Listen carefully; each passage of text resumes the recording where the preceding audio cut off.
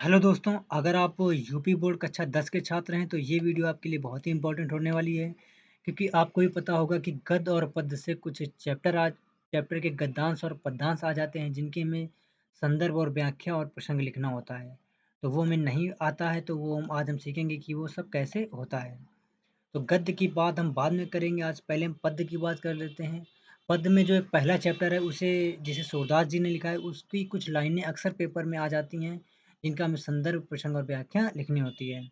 देखो, वैसे तो पद बहुत सारे हैं, देखो आपकी स्क्रीन पर दिख रहे होंगे, ये बहुत सारे पद हैं, लेकिन हमें सारे नहीं पढ़ने हैं।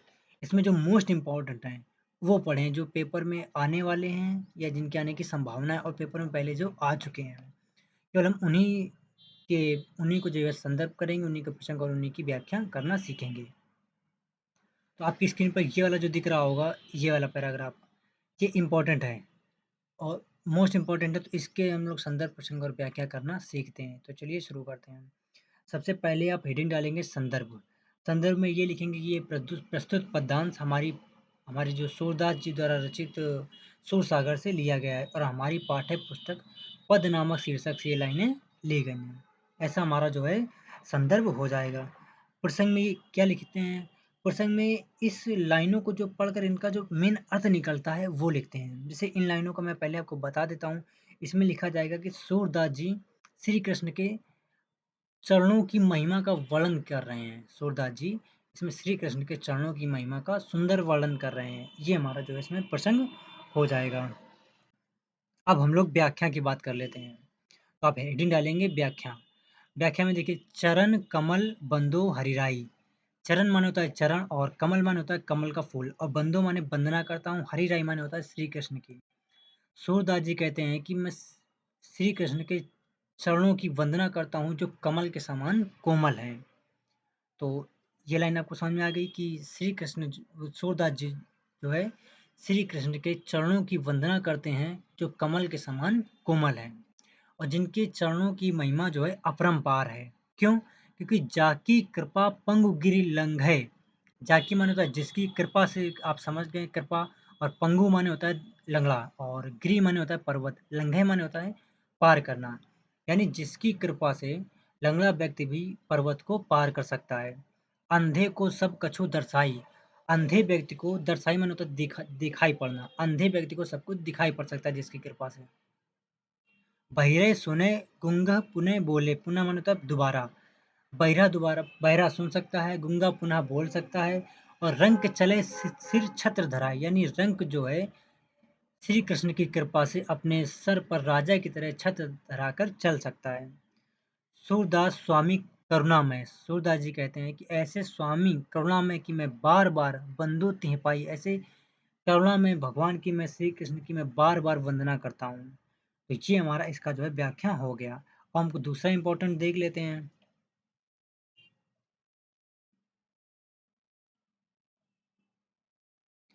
दूसरा इंपॉर्टेंट ये वाला चैप्टर है, ये वाला मेरा लाइनें हैं। इसकी बात कर लेते हैं जरा हम लोग। देखो, संदर्भ तो जैसे पहले वाले पैराग्राफ में बताया था वैसे इसमें भी होगा, लेकिन इसमें व्याख्या बदल जाएगी और प्रसंग बदल जाएगा। प्रसंग में क्या है कि इसमें उधव मोहि ब्रज बिसरत नाही। उधव मोहि ब्रज बिसरत नहीं, इसके पहले हम लोग व्याख्या कर लेते हैं। इसका प्रसंग हम थोड़ा, इसका अर्थ जब समझ लेंगे आप लोग तो खुद अपने आप से समझ जाएंगे कि क्या इसका अर्थ निकल रहा है, वो आप इस प्रसंग में लिख देंगे। तो अब हम बात कर लेते हैं इसके अर्थ की। तो संदर्भ आप बता चुके हैं कैसे लिखा जाएगा और प्रसंग हम इसका अर्थ बाद में लिखेंगे और व्याख्या हम अब करेंगे। तो चलिए देखिए, इसमें उधव मोहि ब्रज बिसरत नाही, इसमें श्री कृष्ण जो है उद्धव से कहते हैं। उद्धव जब मथुरा आ गए हैं वापस वृंदावन से, तो वो वहाँ की जो व्यथा है वो श्री कृष्ण को बता रहे हैं। तो वो श्री कृष्ण को जो है वृंदावन की बहुत याद आ रही है, तो वो उद्धव से कह रहे हैं कि उद्धव मोहि ब्रज बिसरत नहीं, यानी बिसरत माने भूल नहीं पा रहा हूँ। उद्धव मैं ब्रज को भूल नहीं पा रहा हूँ। जितना मैं ब्रज को भूलना चाहता हूँ उतना ही वो मुझको और याद आता है। कैसे? वृंदावन गोकुल वन उपवन, वृंदावन के गोकुल वन और उपवन, सघन कुंज की छाई, पेड़ों की घनी छाया, छाई को छाया बोलते हैं। पेड़ों की घनी छाया उनको याद आती है, उनको गोकुल वन और उपवन याद आते हैं। और उनको याद आता है कि प्रातः समय माता जसुमती यानी सुबह के समय माता जसोदा अरुनंद और नंद देख सुख पावत यानी प्रातः के समय माता यशोदा और नंद मुझे देखकर सुख पाते थे। माखन रोटी दही सजायो, माखन रोटी और दही सजा के अति हित साथ खिलावत मुझको वो खिलाते थे। और गोपी ग्वाल संग खेलत और वो सुबह शाम गोपी ग्वाल संग खेलते रहते थे। सब दिन हंसत सिरात सारा दिन हंसते हुए बीत जाता था। सूरदास जी कहते हैं कि धनी धनी ब्रजवासी, सूरदास जी कहते हैं कि ब्रज के लोग धन धन्य हैं, जिनसों हित जदुजात जिनको श्री कृष्ण जी खुद याद कर रहे हैं। तो ये जो है इसका जो है व्याख्या हो गई। तो इसमें अर्थ ये निकलता है कि श्री कृष्ण जो है मथुरा को याद मथुरा के नहीं वृंदावन को याद कर रहे हैं। तो इसमें प्रसंग में यही आप लिख देना कि सूरदास जी ने बताया है कि जब उद्धव जो है मथुरा पहुंचकर वहाँ की दशा को श्री कृष्ण से बताते हैं तो श्री कृष्ण की मनोदशा का वर्णन इसमें किया गया है। श्री कृष्ण की मनोदशा का वर्णन इसमें किया गया है। तो ये हमारा ये भी मोस्ट इम्पॉर्टेंट है। तो ये दो हमारे कंप्लीट हो गए। इनकी संदर्भ प्रसंग और व्याख्या आप आराम से लिख सकते हैं। अब दूसरा देख लेते हैं जो मोस्ट इम्पॉर्टेंट है। ये जो आपकी स्क्रीन पर ये दिख रहा है इसे मैं थोड़ा ये वाला ये और ये इसमें भी आप वो संदर्भ तो अपने आप लिख सकते हैं। वही जो पहला था कि ये लाइनें जो है महाकवि सूरदास जी द्वारा रचित सुर सागर से लिया गया हमारी पाठ्य पुस्तक पद नामक शीर्षक से लिया गया है। ये हमारा हो जाएगा संदर्भ। अब प्रसंग में क्या लिखा जाएगा ये हम बात कर लेते हैं।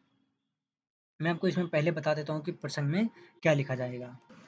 इसमें प्रसंग में बताया गया है कि जब श्री कृष्ण जो है मथुरा चले जाते हैं तो गोपियाँ उनको याद कर कर के व्याकुल हो जाती हैं और श्री कृष्ण जो है उद्धव को वृंदावन गोपियों के पास भेजते हैं ताकि उनको कुछ बता सकें, लेकिन वो उनकी बात को सुनने के लिए तैयार नहीं थी। उनका कहना था कि वो श्री कृष्ण के अलावा किसी और की आराधना नहीं कर सकती हैं। ये हमारा जो है प्रसंग हो गया।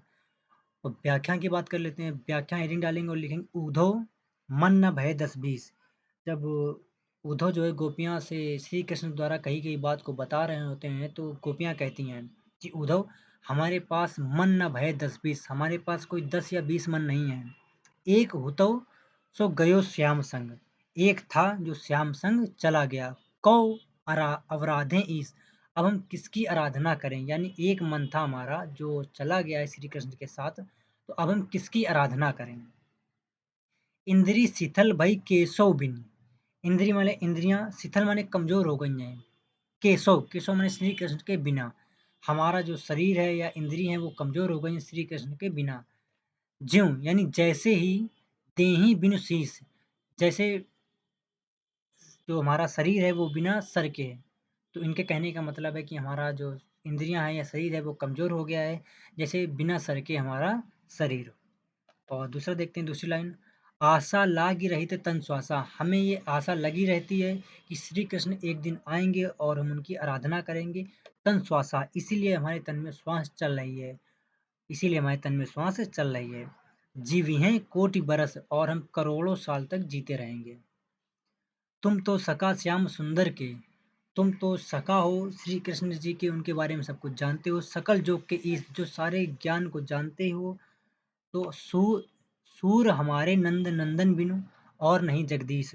तो इसमें सूरदास जी कहते हैं कि गोपियां उद्धव को खुल के बता देती हैं कि नंद के पुत्र श्री कृष्ण के बिना हमारा कोई और ईश्वर नहीं है जिसकी हम आराधना करें। तो अगर आपको इस समझ में आया हो तो बता दीजिए, अगर नहीं आया तो कमेंट बॉक्स में बता देना। इसको मैं फिर से जो भी आपको समझ में ना आया हो मैं उसको फिर से रिपीट कर दूंगा। एक और मैं आपको इम्पोर्टेंट दिखा देता हूँ, ये वाला इम्पोर्टेंट है, ये वाला। संदर्भ आपको पता है कैसे लिखा जाता है। प्रसंग इसका अर्थ जो निकलता है वही लिखा जाएगा।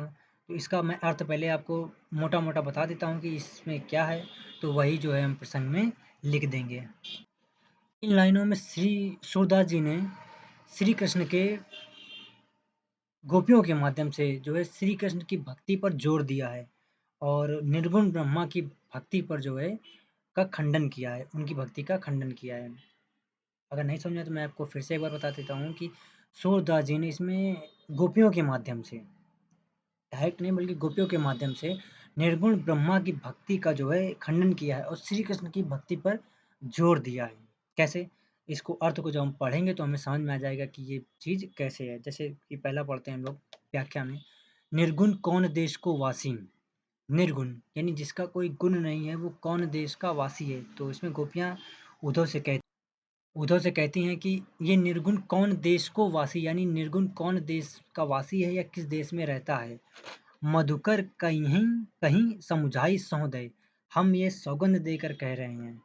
सौ माने होता है सौगंध, और कहे माने कह रहे हैं।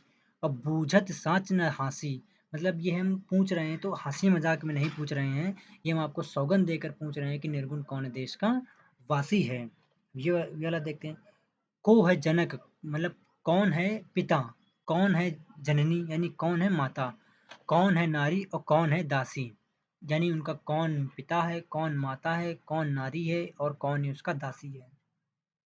कैसा उसका कैसे बरन भेष, कैसो की रस में अभिलाषी, कैसा उसकी वेश है, कैसी उसकी भाषा है उनकी, और किस रस में वो अभिलाषी हैं। अभिलाषी माने होता है इच्छुक होना, यानी वो किस रस में वो इच्छुक रहते हैं। ये सब उनसे सौगंध देकर गोपियां जो है उद्धव से पूछ रही हैं। आगे, पावै गो पुण्य कियो आपने जो करे गो गासी, यानी गासी मतलब छल कपट। अगर जो करे गो छल कपट, पावे गो पुण्य, मतलब जैसा करोगे वैसा ही पाओगे। अगर छल कपट करोगे तो छल कपट ही पाओगे। तो सुनत मौन रहियो बावरो, सूर सबय मति नासी।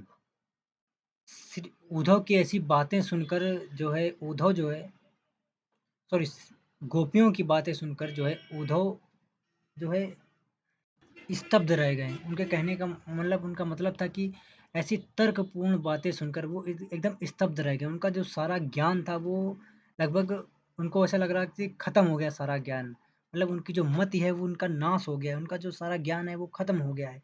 वो एकदम बावरे की तरह हो गए हैं उनको सब सुनकर। तो इस चैप्टर का जो है यही हमारा इम्पोर्टेंट था, उसका जो मैंने संदर्भ और प्रसंग और व्याख्या बता दी है। ऐसे में आपको दूसरे चैप्टर की तीसरे चैप्टर की जो मोस्ट इम्पोर्टेंट है वो अब मैं आपको बताता रहूँगा, संदर्भ प्रसंग और व्याख्या जो आपको। ऐसे में आपको गद्य का बता दूंगा, पद्य का बता दूंगा, और जो भी प्रॉब्लम हो आप मुझे कमेंट बॉक्स में मिल पूछ सकते हैं।